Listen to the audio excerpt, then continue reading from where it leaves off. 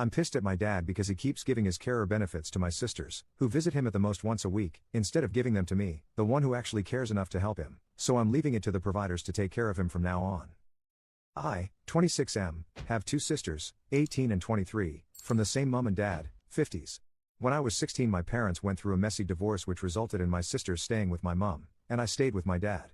My dad is disabled and has been unable to work due to a long list of medical issues since I was 16. He has kidney failure and is currently on dialysis while waiting for a transplant. This has meant that I have been looking after him in a variety of caretaker ways for a decade now. Throughout this time his contact with my two sisters has been minimal. He has in the past allowed my eldest sister to claim benefits that she was not entitled to by claiming to be a carer for my father amongst others. She has at no point in her life provided care for my dad.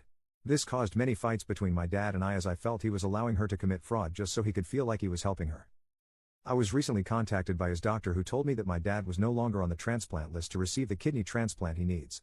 Apparently his health is now so poor that they don't know for sure if he'll survive general anesthetic for the op.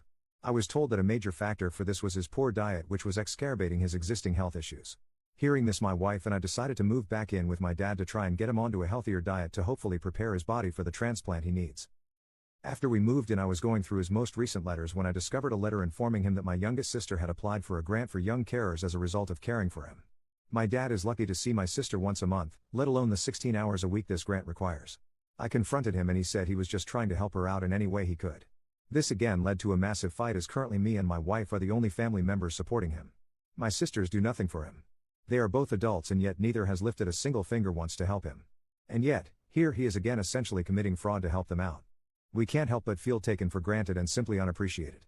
We do everything we possibly can for him, sacrifice our time, energy and money to ensure he has a more comfortable life, but time and again he chooses to focus his energy on helping my sisters cheat their way to funds and benefits they don't deserve.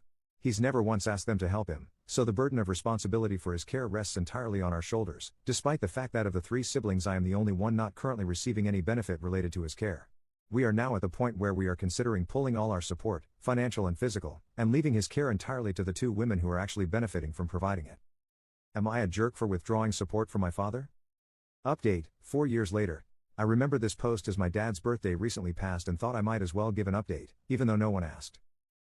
In January 2023, my father passed away from complete kidney failure. It wasn't a surprise to me, his health had been in decline, and a transplant wasn't going to happen. The rest of the family, though, were shocked. The last time he spoke to anyone, I showed him the 7-week scan of my now 2-year-old son, his first and only grandchild. We'd rushed to get the earliest scan we could, knowing he didn't have much time. My son looked like a seahorse tadpole. He cried when I showed him, and we had a short talk about fatherhood before exhaustion took over. He fell asleep and never woke up. I asked him not to tell anyone since we were still early and didn't want to jinx it. He said, "I'll take it to the grave," and passed away 3 days later. He kept his word. I think seeing the scan and having that moment made him die happy. As for my sisters, they never changed. I let it go. I knew I couldn't change my dad and he was on borrowed time. For his birthday that year, we rented a canal boat since he'd always wanted one. He crashed it almost immediately. They gave him less and less consideration, ignoring him completely on what turned out to be his last birthday. No visit, no call, not even a text. He was devastated and reduced contact with them, though he never stopped helping them financially. When they found out he was dying, they rushed to his side and stayed until he passed. But like before, it was too little, too late. He was already unconscious. They hadn't shown urgency when he was first admitted, only showing up when I told them he had chosen to end life support. I'd been told the day he was admitted, over 2 weeks earlier, that he might not survive. I believed it. I'd seen him in these situations before, and this time felt different. The rest of the family still thought he would recover and didn't treat him as a priority. Eventually, my dad asked me if he was dying. Everyone else had been giving him false hope, mostly for themselves, so I had to tell him, "Yes, you're going to die soon." That was not an easy conversation. He passed surrounded by family who barely gave him their time when he was alive. My sisters definitely regret how they treated him, but it's too late. We were civil at the funeral but haven't spoken since. I scattered my share of his ashes at the end of the canal he never got to see. My sisters turned theirs into jewelry. I miss him every day, especially as his grandson looks so much like him.